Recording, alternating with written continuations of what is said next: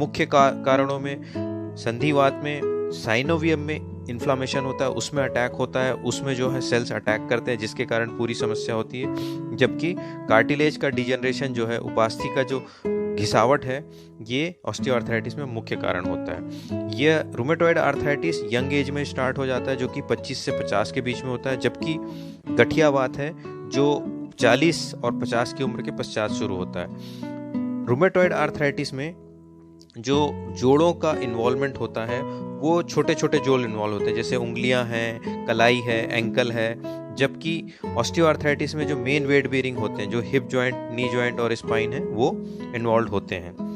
यदि इसके लक्षणों की तरफ ध्यान दें तो इन्फ्लामेशन मतलब सूजन और दर्द के साथ साथ इसमें मसल एट्रोफी, मांसपेशियां क्षीण होने लगती है, थकान बहुत ज़्यादा होती है, स्वेलिंग काफ़ी होती है, जकड़न होती है। जकड़न जो कि यहाँ पे आधे घंटे से ज़्यादा की भी जकड़न होती है सुबह सुबह, और यदि आप लंबे समय तक बैठे हैं तो भी, जब भी आप स्टेशनरी हो जाते हैं या थोड़े समय तक विश्राम करते हैं तो जकड़न बढ़ जाती है। साइनोवियल मेम्ब्रेन जो जोड़ के अंदर होती है वो धीरे धीरे थिक होने लगती है, अल्नर डेविएशन होता है और इसमें डिप्रेशन अर्थात अवसाद की भी अवस्था आती है।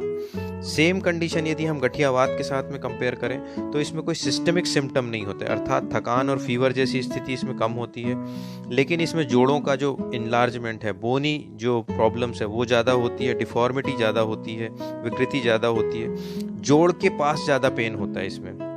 इसमें सूजन कम होती है, इसके साथ साथ जोड़ का ढीलापन, जोड़ का जो पूरा हलना चलना है, जो रेंज ऑफ मूवमेंट कहते हैं, वो कम हो जाता है, जॉइंट लॉक हो जाते हैं। इसमें भी थकान की मात्रा काफ़ी होती है, लेकिन सिस्टमिक सिम्टम कम आते हैं, शारीरिक थकान कम होती है, जोड़ों की थकान की वजह से ज़्यादा होती है। डिप्रेशन या अवसाद की मात्रा इसमें कंपैरिजन में संधिवात से कम होती है, मसल्स वीकनेस जरूर होती है, और कोमॉर्बिड कंडीशन जिसमें गाउट या फाइब्रोमाइल्जिया वगैरह है, ये ऑस्टियोआर्थराइटिस में आते हैं। रिस्क फैक्टर यदि हम देखें तो संधिवात में जो रिस्क फैक्टर हैं, जैसे इन्फेक्शन या किसी कारणों से ये अचानक से एक्टिवेट हो सकता है, उससे शुरुआत हो सकती है। जेनेटिक फैक्टर इसमें ज़्यादा इंपॉर्टेंट है। फीमेल रिप्रोडक्टिव हार्मोन इसमें काफ़ी रोल निभाते हैं। मोटापे के साथ साथ इसका रिस्क बढ़ता है, और फैमिली हिस्ट्री यदि किसी को है, किसी को परिवार में या जोड़ में तकलीफ होती है जो कि 2-3 पीढ़ी से ऊपर तक यदि हम चेक करें तो उसमें रूमेटॉइड आर्थराइटिस होने की संभावना काफ़ी ज़्यादा होती है। वहीं ऑस्टियोआर्थराइटिस को देखें तो ये जो ऑस्टियोआर्थराइटिस है ये मोस्टली वेयर एंड टेयर अर्थात घिसावट या एजिंग प्रोसेस से या किसी पुराने चोट की वजह से एक्टिवेट होता है। दूसरे जोड़ को यदि चोट पहुंची है कभी तो उसके कारण से भी तकलीफ होती है। ओबेसिटी, मोटापे के कारण ये बीमारी ज़्यादा गंभीर रूप लेती है। इसमें हेरिडिटरी फैक्टर जो हम जेनेटिक फैक्टर कहते हैं वो रूमेटॉइड की तुलना में काफ़ी कम होता है, 90 से 10 का रेशियो इसमें होता है। और यदि जॉइंट का बहुत ज़्यादा उपयोग है, जैसे high speed high energy sports जो है, इसके कारण कॉन्टैक्ट स्पोर्ट में जो कि माइक्रो इंजरीज को आपके बढ़ाते हैं, आपके जोड़ों की चोट को बढ़ाते हैं, उसमें इसका रोल काफ़ी ज़्यादा होता है।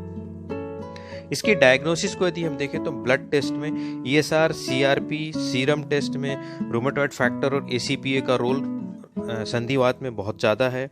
इसके साथ साथ एक्सरे, अल्ट्रासाउंड और MRI का रोल भी है। साइनोवियल फ्लूइड में भी रूमेटॉइड फैक्टर और जो साइनोवियल फ्लूइड जो होता है जोड़ के अंदर का फ्लूइड, उसका एनालिसिस इसमें काफ़ी मायने रखता है। जबकि ऑस्टियोआर्थराइटिस में सिंपल एक्सरे और केवल क्लिनिकल एग्जामिनेशन के साथ दर्द और पैरों की विकृति के कारण ही हमको ये पता चल जाता है कि ऑस्टियोआर्थराइटिस है। तो जांच की मात्रा रूमेटॉइड आर्थराइटिस में काफ़ी होती है, जबकि ऑस्टियोआर्थराइटिस में काफ़ी कम होती है। अब यदि हम ट्रीटमेंट को देखें तो दवाइयों के रूप में इसमें रूमेटॉइड आर्थराइटिस या संधिवात में हमें स्पेसिफिकली दर्द की दवाइयों के साथ साथ आपको आर्थराइटिस की जो दवाइयाँ जिसे हम DMA RDs कहते हैं और स्टेरॉइड का उपयोग काफ़ी मात्रा में किया जाना पड़ता है। कॉम्प्लीमेंट थेरेपी जैसे सिकाई है, हाइड्रोथेरेपी, एक्यूपंक्चर अर्थात फिजियोथेरेपी का जो रोल है इसमें काफ़ी होता है। और ट्रीटमेंट मेथड में यदि हम दवाइयों और फिजियोथेरेपी और सिकाई के बाद भी यदि कंप्लीट नहीं कर पाते हैं तो इसमें ऑपरेशंस भी होते हैं जो जॉइंट रिप्लेसमेंट के रूप में हो सकते हैं, जोड़ों को ख़त्म करना, फ्यूज़ करने के रूप में हो सकते हैं, साइनोवेक्टमी जो कि ऑर्थ्रोस्कोपी से भी की जा सकती है, और फाइनली जॉइंट रिप्लेसमेंट। जबकि ऑस्टियोआर्थराइटिस में मेनली जो है दर्द निवारक दवाइयों का उपयोग होता है। इसके साथ साथ कुछ फिजिकल और ऑक्यूपेशनल थेरेपीज जैसे सिकाई या फिर स्प्लिंटेज या किसी तरीके से मसल स्ट्रेंथनिंग का उपयोग किया जाता है। और सर्जिकल ट्रीटमेंट में मेनली इसमें जो रोल है वो जॉइंट रिप्लेसमेंट का रोल होता है। तो कुल मिलाकर यदि हम समझें कि दोनों बीमारियां सीवियर हैं, ये अपने आप वापस नहीं होती है और ये पूरी लाइफ को आपके डिबिलिटेट कर देती है, विकृत कर देती है और डिपेंडेंट करके जॉइंट को डैमेज करती है। बट दोनों बहुत इजीली मैनेज किया जा सकता है यदि आप समय से, बहुत शुरुआती समय में यदि मेडिकल इंटरवेंशन अपने डॉक्टर के पास, प्रॉपर जोड़ के डॉक्टरों के पास अपना इलाज शुरू करते हैं तो दोनों कंडीशन को बहुत अच्छे से मैनेज किया जा सकता है। और यदि आप किसी भी प्रकार के साइन सिम्टम्स, पेन, सूजन, जकड़न, इस टाइप की चीज़ें यदि आप अपने जोड़ों में, अपने मसल्स के आसपास या जोड़ों के आसपास फील कर रहे हैं तो आप तुरंत अपने जोड़ों के डॉक्टर से, वो चाहे हड्डी के डॉक्टर हो सकते हैं या स्पेशलाइज्ड जॉइंट डिजीज स्पेशलिस्ट या रूमेटोलॉजिस्ट, आप उनके पास अवश्य जाएं।